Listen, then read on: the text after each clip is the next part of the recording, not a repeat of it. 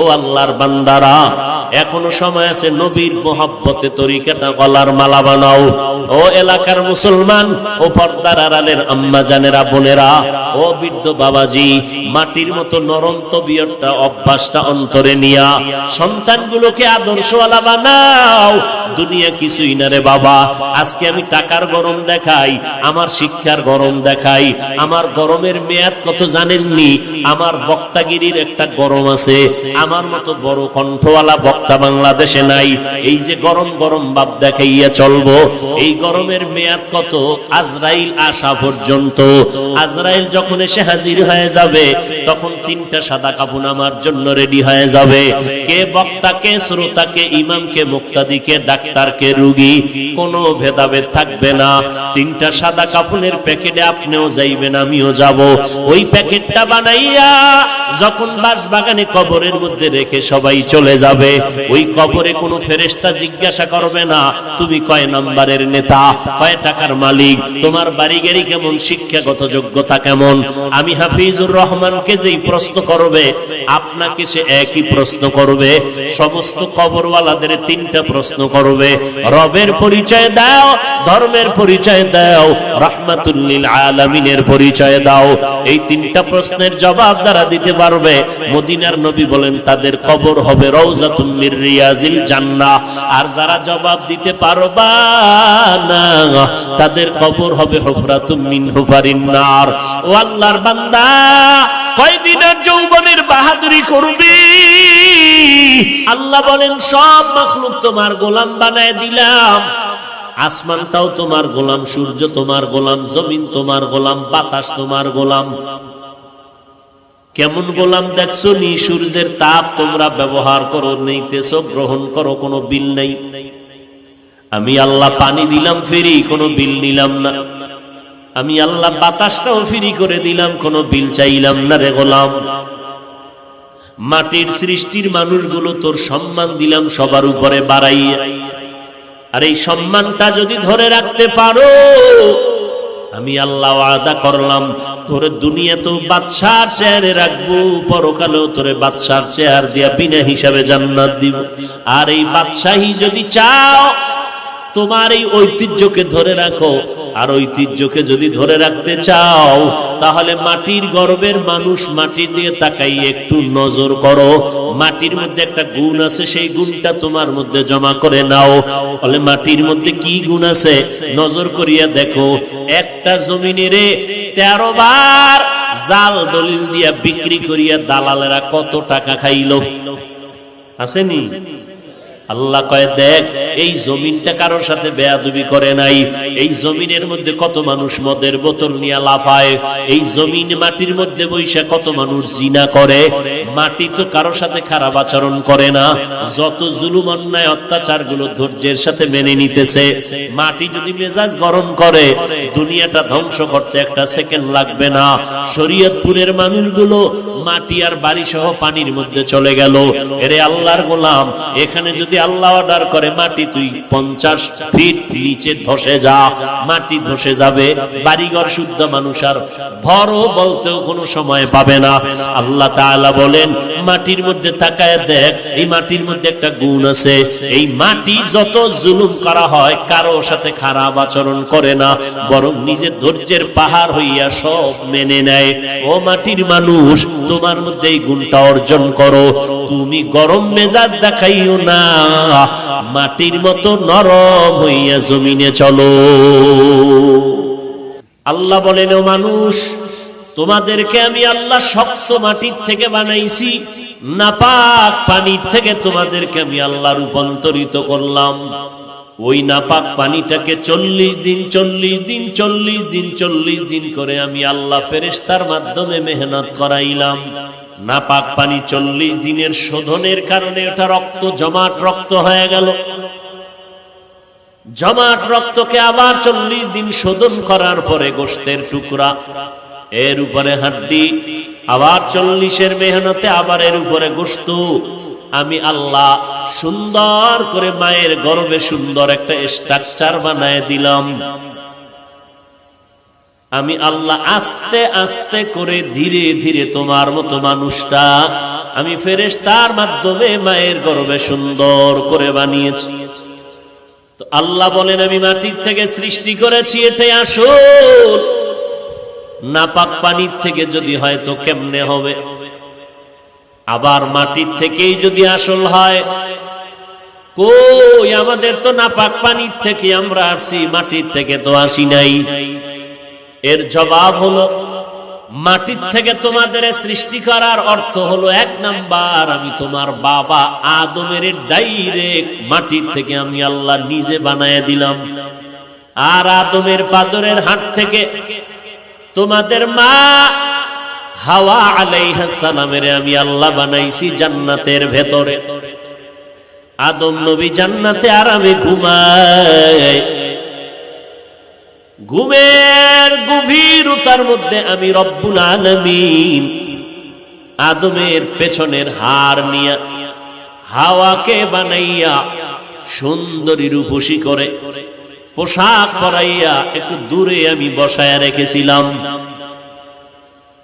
আদম ঘুম থেকে উঠিয়া অচেনা সুন্দরী রূপসীকে দেখে আকর্ষণ বাড়তে লাগলো। আদম ওদিকে মন যায়নি, কয়ে যায়, বলে যাওয়ার আগে পদ্ধতিটা কমপ্লিট করে নাও। আমি আল্লাহ এর সাথে তোমার হালাল বৈধতার সার্টিফিকেট দিতেছি। বলে কেমনে? বলে আমার বিশ্ব নবী রাহমাতুল লিল আলামিনের উপরে 4 বার অথবা তুমি 11 বার দরুদ শরীফ পড়ো তো হালাল হয়ে যাবে। আদম নবী তাই করলেন, 11 বার মদিনাওয়ালা নবীর উপরে দরুদ পড়লেন। আম্মা জান হাওয়া হালাল হয়ে গেলেন। 2 জন জান্নাতে থাকবেন। আল্লাহ বললেন থাকো, আনতা ওয়া যাওজুকাল জান্নাতা ওয়া কুলা মিনহা রাগাদান হাইসু শি'তুমা। মনে যখন যা চায় জান্নাতের ভেতরে বিচরণ করো আর খাও, তবে সাবধান। একটা গাছকে ইশারা করে বললেন, ওয়ালা তাকরাবা হাযিহিশ শাজারা, ওই গাছের নিকটেও যাইবা না, যদি যাও তো জালেম। ফাতাকুনা মিনাজ যালিমিন।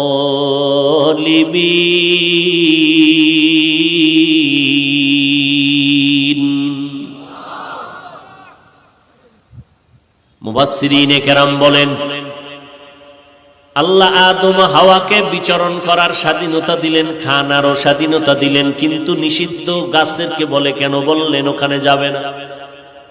গাছটা কি বিষ গাছ নাকি ফলটা কি বিষ? মুফাসসিরিনে কেরাম বলেন না, গাছটাও কোনো খারাপ না, ফলও ভালো, ফল খারাপ না। নিষেধ কেন করেছেন? কিয়ামত পর্যন্ত আওলাদে আদমদের আল্লাহ একটা বিধান কায়েম করায় দিলেন আদমের মাধ্যমে। এই আদম সন্তান, জান্নাতের মধ্যে তোমার আব্বা আম্মা বিচরণ করেছে, মনের মতো খাইছে, কিন্তু এরপরও সীমাবদ্ধ স্কেল লাগায় দিছি, পাইলেই খাওয়া যাবে না, নিষিদ্ধ গাছের কাছেও যাইবা না। তোমাদের জিহ্বাটাও কিন্তু গরুর মতো দৌড়ায়, হালাল চেনে না, হারাম চেনে না। সাবধান, খাইতে কোনো নিষেধ নাই, স্বাধীনতা দিয়া দিলাম, তবে বাবার মতো তোমাদের উপরেও সীমাবদ্ধতা দিলাম। জীবনে যত হালাল পাবি খাবি, তবে হারাম দেখলে খাবি না। হারাম খানা বন্ধ করে দিও, ব্যবসা করো হালাল, কিন্তু ব্যবসার নামে সুদের সাথে জড়িত হইও না হারাম। সুদ দিবা না, নিবা না, সাক্ষীও থাকবা না, তাহলে যে দিল যেই পরিমাণ অপরাধী, যে নিল সে ওই পরিমাণ অপরাধী, যারা লেখলো সাক্ষী হইল সবাই একই অপরাধী। বলে অপরাধ কি? বলে ছোট অপরাধ, নিজের মায়ের সাথে 24 ঘন্টা জিনার গুনাহ লেখা হবে। নাউজুবিল্লাহ আয়ে না, হারাম খাইয়া এত মজা পাইছে ও, নাউজুবিল্লাহ আয়ে না। আল্লাহ তাআলা বলেন, আমি দুই দল মানুষের সাথে যুদ্ধ করার ঘোষণা দিয়েছি। দুই দল মানুষের সাথে আমি আল্লাহ নিজে যুদ্ধ করার ঘোষণা দিলাম। এক দলের কথা কোরআনে, আর এক দলের কথা বুখারী শরীফে।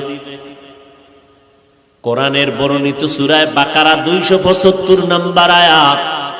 সুদের সাথে যারা জড়িত হবে আল্লাহ তাদের সাথে যুদ্ধর ঘোষণা দিলেন। কারণ তোর মায়ের সাথে তুই জিনার গুনাহ করবি, আমি আল্লাহ তোরে ছেড়ে দিতে পারি না।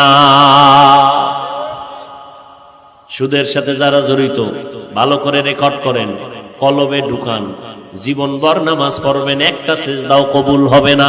13,000 বার মক্কায় হজ করবেন, একটা লাব্বাইকও কবুল হবে না। সুদের খাতায় নাম লেখাইয়া 5 তালা মসজিদ বানাইলো, একটা নেক আমলনামায় আসবে না। 13,000 বার কোরআন খতম করলে একটা অক্ষরের নেক আমলনামায় লেখা হবে না। যতবার মোনাজাত দিবেন কসম আল্লাহর, একটা মোনাজাতও কবুল হবে না।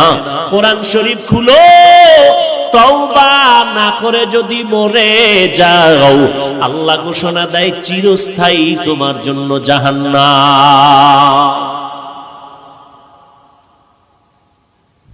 বলার দায়িত্ব আমার, মানবেন কিনা সে দায়িত্ব আপনার। এবার বলবেন হুজুর আপনাদের মতো কি সম্ভব? বাদ দেন আমগো হুজুরের গোষ্ঠী বাদ। এবার আপনার সাইনবোর্ডে দাঁড়ান। আপনি চাকরি করেন, আপনি ব্যবসা করেন, আপনি লেখাপড়া করেন। এবার আপনার বিবেক নামের আদালতকে জিজ্ঞাসা করি, আপনার মতো র্যাব, আর্মি, পুলিশ, বিডিআর এর চাকরি করে, এমপি, মন্ত্রী, chairman, member, OC, DC, SP, 5 বেলার নামাজ পড়ে, হালাল খায়, ব্যবসা করে, 1 টাকাও হারাম খায় না। যদিও সংখ্যায় কম, তবে হালাল রাস্তায় চলনেওয়ালা আপনাদের লাইনের মানুষ আছে না নাই? বাস শেষ। ইয়া আইয়ুহাল্লাযীনা আমানুত্তাকুল্লাহ ওয়া যারু মা বাকিয়া মিনার রিবা ইন কুনতুম মুমিনিন। আল্লাহ এই সুদের থেকে আমাদের গোটা জাতিকে হেফাজত করেন। আরো জোরে বলেন আল্লাহ তাআলা বলেন, আমি মানুষ মাটির থেকে সৃষ্টি করলাম, তোমাদের আব্বা এবং তোমাদের মা, এই দুইজন আল্লাহ নিষেধ করলেন ওই গাছের কিনারায় যাবা না, গেলেন শয়তানের ধোকায়। এরপরে দুজনকে ইতিহাস আপনারা জানেন, দুনিয়ায় পাঠায় দিলেন। দুইজনে দুই জায়গায় ছিলেন, এক সময় দুজন এক জায়গায় হলেন। আরাফার ময়দানে দুজনের বহু বছর পরে মোলাকাত হয়ে গেল। দুইজন এবার সংসার করা শুরু করলেন। রান্না বাড়ি করার জন্য আগুন দরকার, আমার আল্লাহ আগুনের ব্যবস্থা করলেন। এমন আগুন দিলেন যে আগুনের পাত্র পর্যন্ত পুড়ে যায়, রান্না হবে কি? দুইজন আদম ও হাওয়া আলাইহিমাস সালাম, দুইজনের সংমিশ্রণে বছরে বছরে 2টা সন্তান হতো। প্রত্যেক বছর 2 সন্তান, একটা ছেলে একটা মেয়ে। পরের বছর আবার একটা ছেলে আর একটা মেয়ে, যমজ। আদম নবীর শরীয়তে নিয়ম হলো আগের বছরের ছেলেটা পরের বছরের মেয়েটাকে বিয়া করবে, আপন ভাই বোন। আগের বছরের মেয়ে পরের বছরের ছেলের সাথে বিয়া হয়ে যাবে।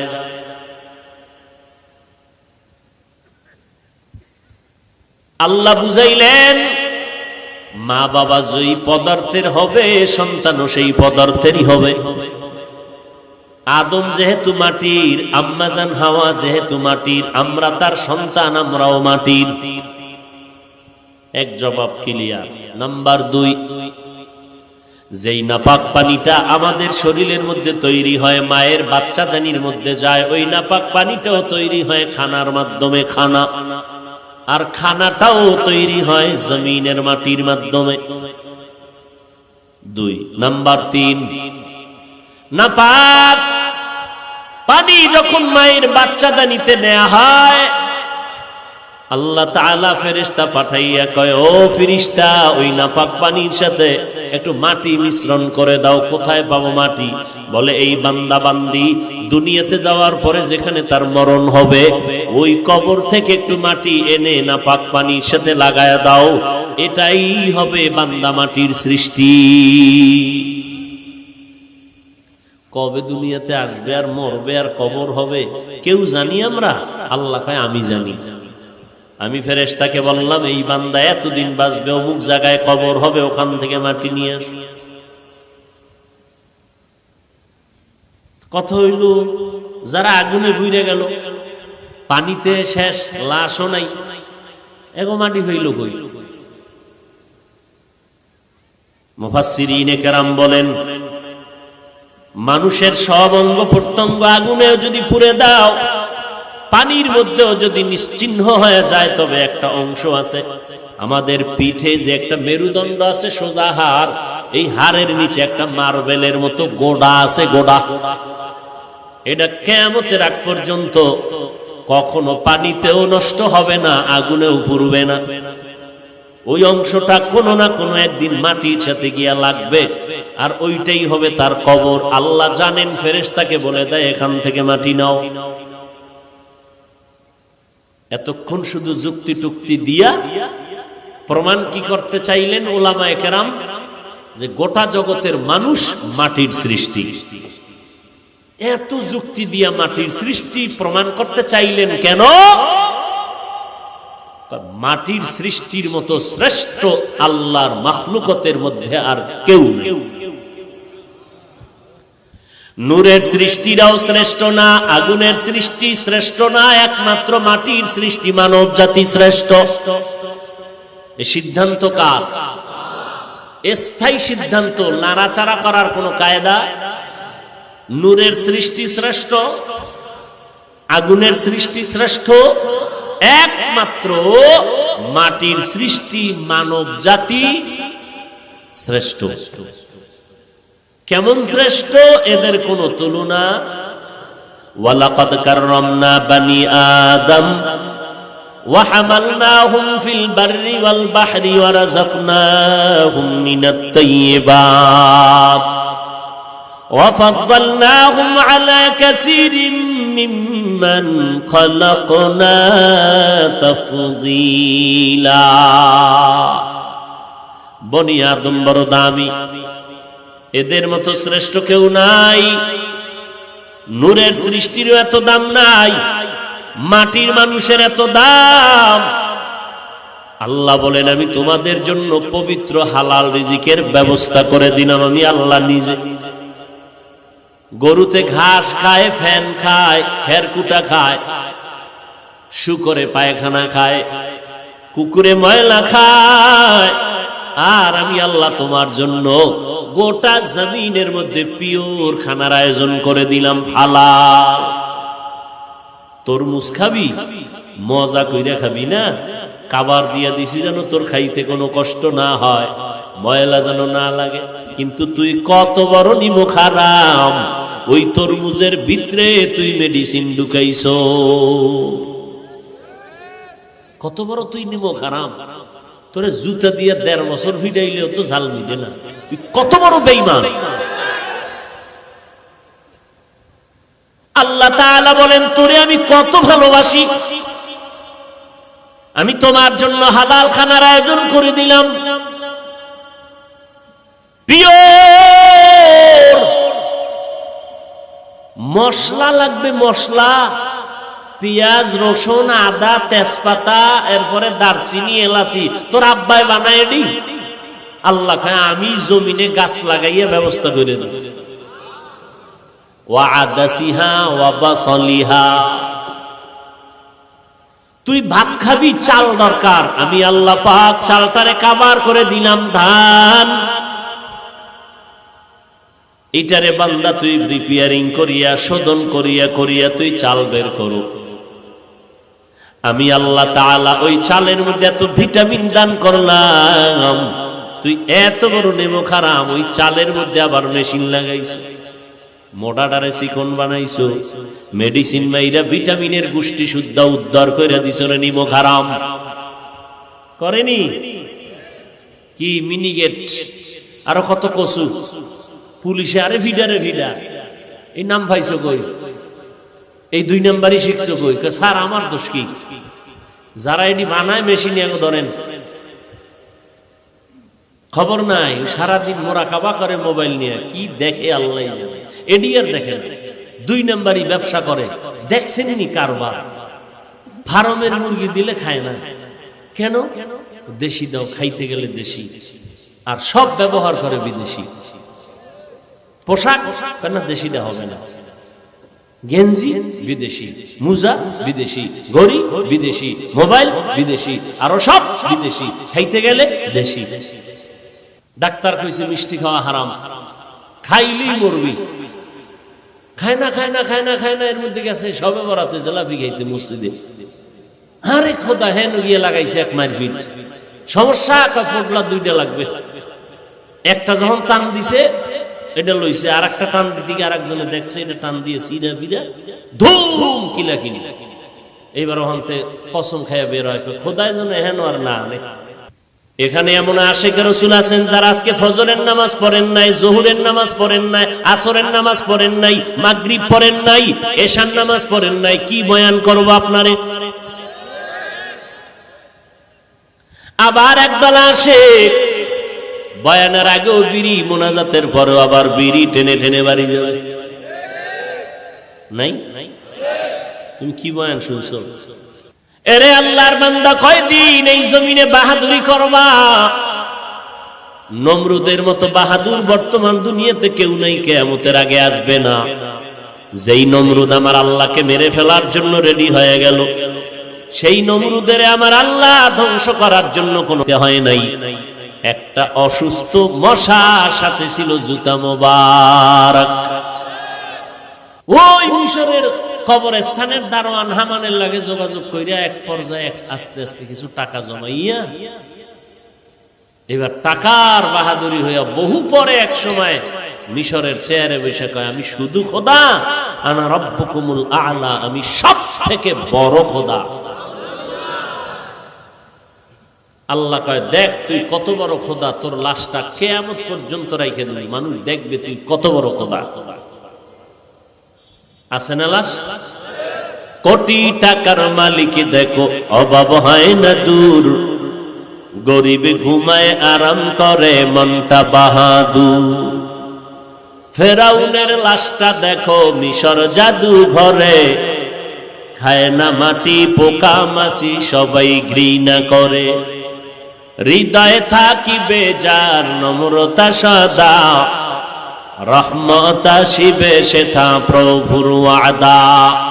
বড়র বাড়াই থাকলে দিলে রহমত আসবে না, নিজেকে নিজে ছোট মনে করিও সদা। উঁচু জমিন থেকে পানি নিচু জমিনে যায়, তেমনি খোদার রহমত আসে নম্রতার হৃদয়। ভোগ বিলাসের বাড়ি গাড়ি পরে রবে সব, থাকতে সময় স্মরণ করো আল্লাহ আমার রব। কই টাকার বালিশ বানাইয়া মনে হয় যেন ঘুমাইতেন। যমুনা গ্রুপের মালিক আল্লাহর বান্দা আজ দুনিয়ায় নাই। করোনা আক্রান্ত হয়ে গেল, ডাক্তারেরা কত হাজার কোটি টাকা চাও, নিয়ে যাও, কলম দিয়া স্টাম্প দিয়া দেই, আমারে বাঁচাও। দুনিয়ার সব ডাক্তারেরা টাকার মোকাবেলায় ওই যমুনার মালিকের আর বাঁচাইয়া রাখতে পারলো না। আল্লাহর বান্দা আজ কবরে খালি হাতে চলে গেল, তার জীবনের সব কামাই দুনিয়ার মাটিতে পড়ে রইল। মিনহা খালাকনাকুম,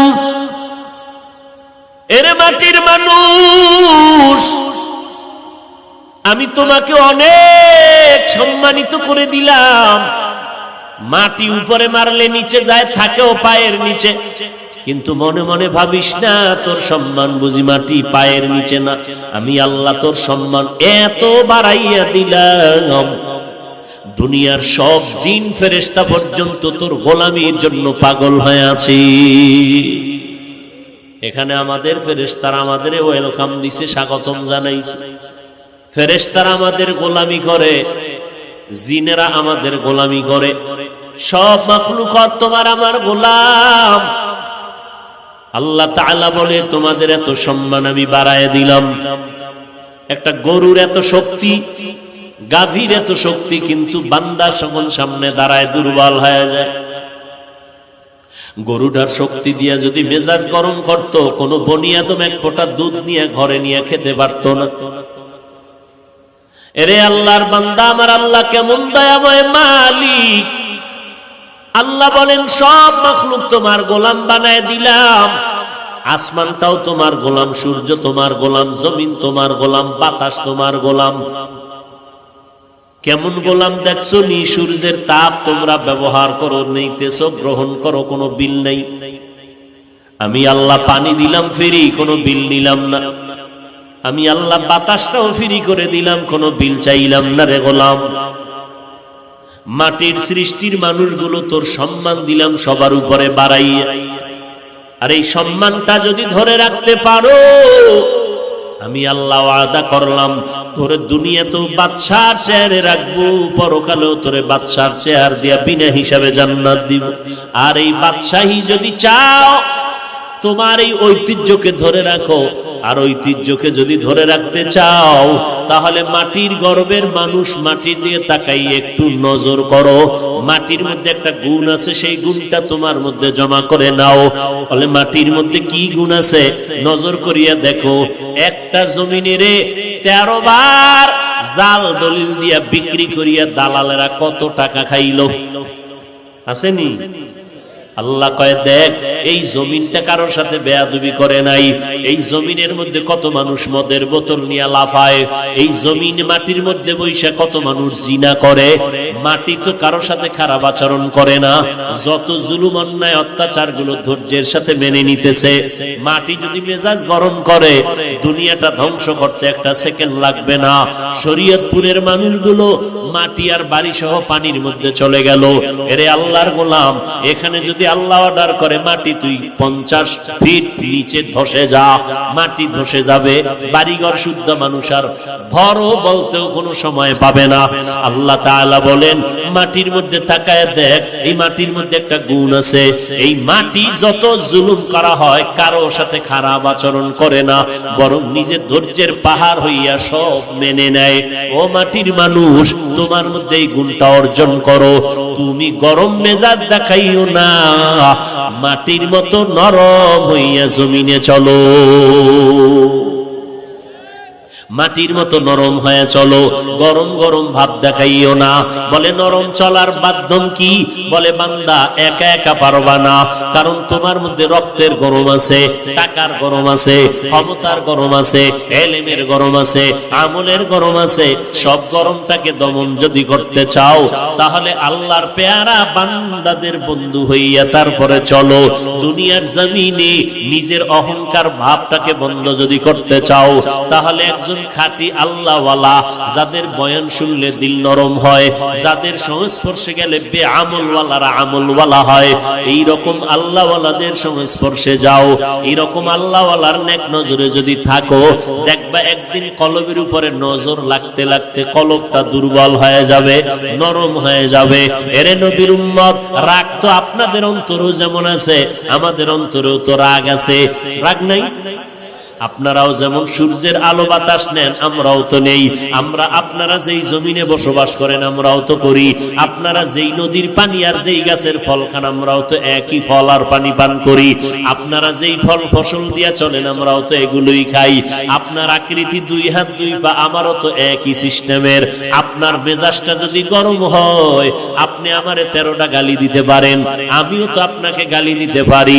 কিন্তু না, এই টুপি মাথায় দেওয়ার পর আমরা আমরা টুপি মাথায় দিয়া দাড়িটা লম্বা করে 5 বেলার নামাজ পড়ি, হালাল খাই, মদিনাওয়ালার তরিকা মানিয়া চলার কারণে যারা নবীর তরিকায় চলে না আমরা তো তাদের খারাপ জানি না।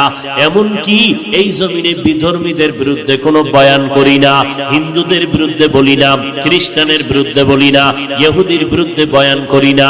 এমন কি আমার মুসলমান ভাইরা যারা নামাজ পড়ে না, রোজা রাখে না, আমরা তাদের বিরুদ্ধে কোনো বয়ান করি না। যত কথা বলি দিলটা নরম কইরা, মনে হয় যেন আপনার টাকার কেনা আমি গোলাম, নত হইয়া হইয়া পায়ে ধরে ধরে ধরে ধরে বয়ান করি।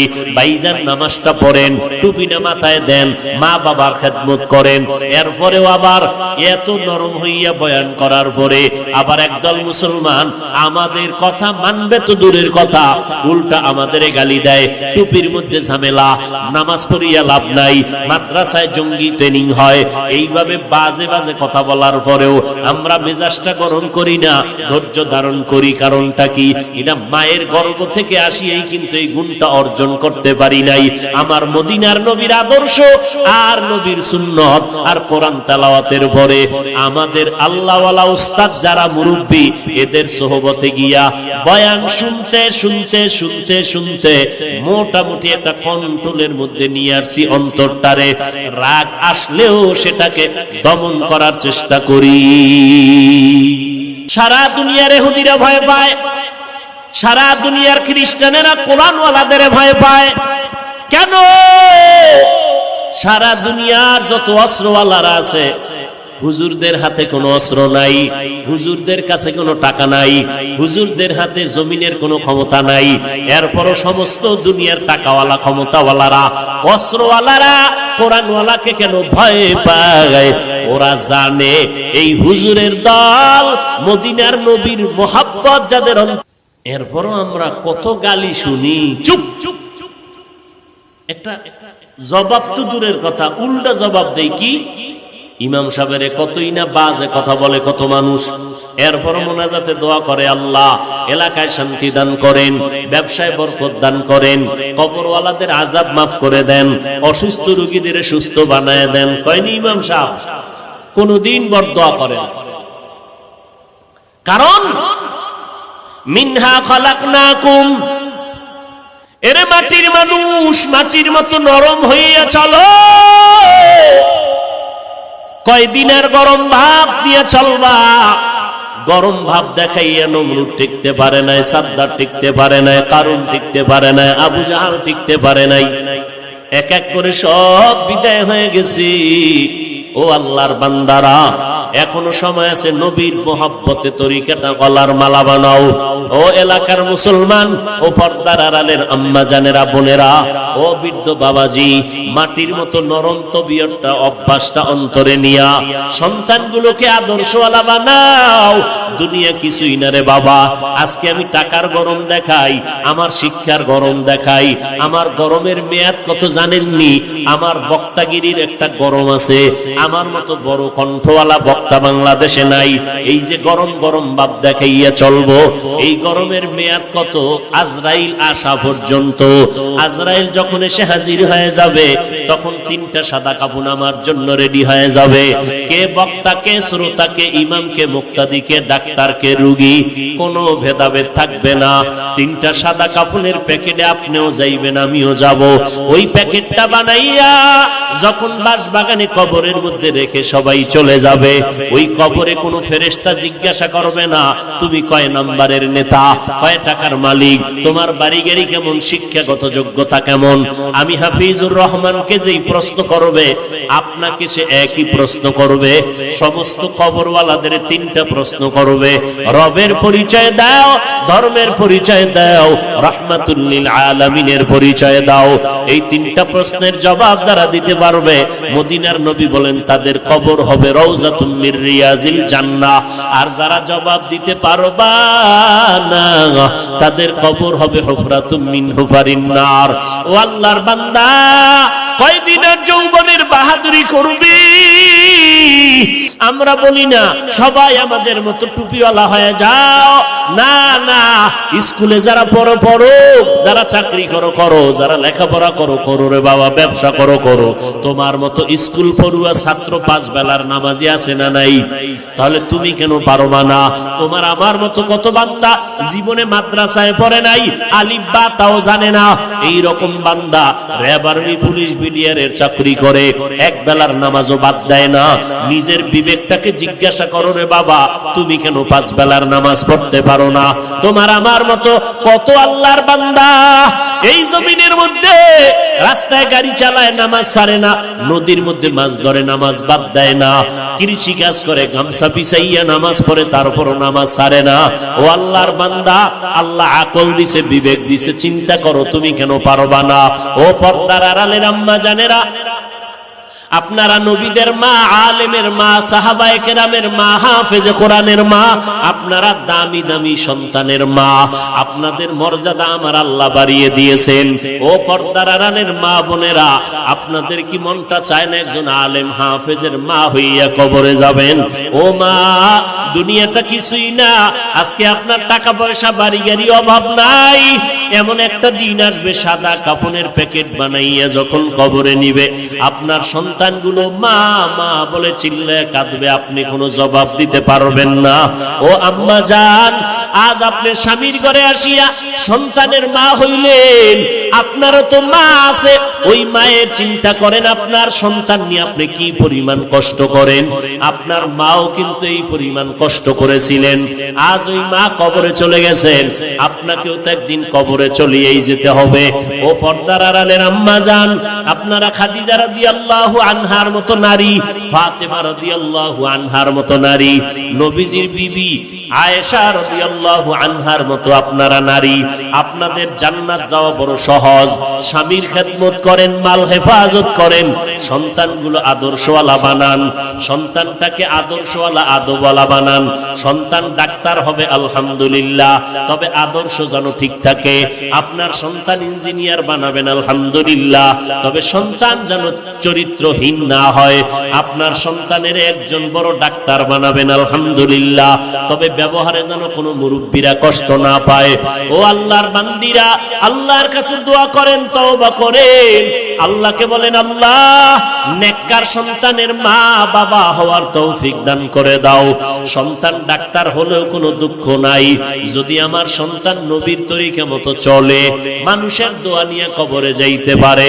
ও যুবকেরা, আল্লাহর কাছে তওবা করে নাও, দুনিয়ায় কয়দিন আর থাকবা, আল্লাহর কাছে তওবা করো, আর আল্লাহকে বলো, হে মালিক, আমি ডাক্তারি পড়ি, ইঞ্জিনিয়ারিং পড়ি, যাই পড়ি, আর কোনোদিন ব্যবহার কারোর সাথে খারাপ করব না, মা বাবার সাথে খারাপ আচরণ করে বরদোয়া নিব না, ওলামায়ে কেরামের বিরোধিতা করে গুনাহগার হব না, নবীর তরিকার বাহিরে চলব না, দেশের বিরুদ্ধে জাতির বিরুদ্ধে কোনো ষড়যন্ত্রে লিপ্ত হব না। আল্লাহর কাছে মনে মনে তওবা করে নাও। আমার আল্লাহ তওবার দরজা খুলে রাখলেন, অন্তরটাকে বুঝাও। ও পর্দার আড়ালের আম্মা জান, আপনাদের মতো মা এখনো এলাকার মধ্যে ঘুরলে দেখবেন বহু মা এখনো আছে, 5 বেলার নামাজ বাদ দেয় না, স্বামীর খেদমত করে, পর্দা করে, হালাল খায়, রাতের বেলা তাহাজ্জুদের নামাজটা পর্যন্ত পড়ে। ও মা, আপনি কেন পারবেন না? কয়দিন আর দুনিয়াতে থাকবেন? আপনার আর 5 বছর বাঁচার গ্যারান্টি নাই। আজরাইল যদি আসে, সবাই আপনার লাশটা ঘর থেকে নামাইয়া বাসবাগানে নিয়ে যাবে। অতএব এখনো সময় আছে তওবা করার জন্য। আল্লাহ বলেন, তওবা করলে মুহূর্তে জীবনের সব গুনাহ মাফ করে দিব।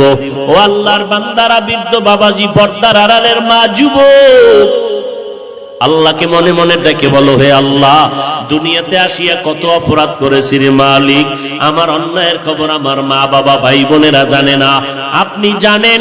আজকে থেকে তওবার নিয়ত করে ফেললাম, আর নামাজ ছাড়বো না, বেপরদায় চলবো না, মা বাবাকে কষ্ট দিব না, নবীর তরিকার বাহিরে চলবো না।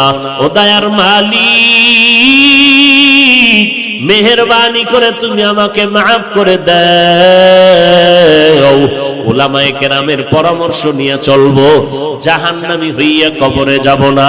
তওবা করার যদি অন্তরে নিয়ত থাকে, অন্তরে কোনো দুর্বলতা না থাকে, মরে গেলে যাব, হায়াতের মালিক আমার আল্লাহ, ইজ্জতের মালিক আমার আল্লাহ। আয় আল্লাহ, আপনি হায়াতের মালিক, ইজ্জতের মালিক, রিজিকের মালিক। মরিয়া গেল আর নামাজ ছাড়ব না, দেশ জাতির বিরুদ্ধে ষড়যন্ত্রে লিপ্ত হব না, মা বাবার দোয়া নিয়ে চলবো, উলামায়ে কেরামের পরামর্শ নিয়ে চলবো। তওবা করার যদি অন্তরে কারো খাঁটি ভাবে নিয়ত হয়ে থাকে, খাঁটি তওবার নিয়তে আমার আল্লাহকে দুটো হাত উঁচু করে দেখায় দেই। আয় আল্লাহ, আমাদের হাতগুলো কবুল করে নেন, তওবা কবুল করে নেন, তওবার উপরে মজবুত হইয়া চলার তৌফিক দান করেন, আমিন। আলহামদুলিল্লাহি রাব্বিল আলামিন, والصلاة والسلام على سيد الأنبياء والمرسلين وعلى آله وأصحابه أجمعين يا أرحم الراحمين يا أرحم الراحمين يا أرحم الراحمين رب ارحمهما كما ربياني صغيرا اللهم إنا نعوذ بك من البرص والجنون والجذام وسيء الأسقام রব্বুল আলামিন কুদরতের নজর দিয়া তাকায় দেখেন, ওলামায়ে কেরামরা হাত তুলেছেন, কত মুরব্বি হাজী সাহেব, কত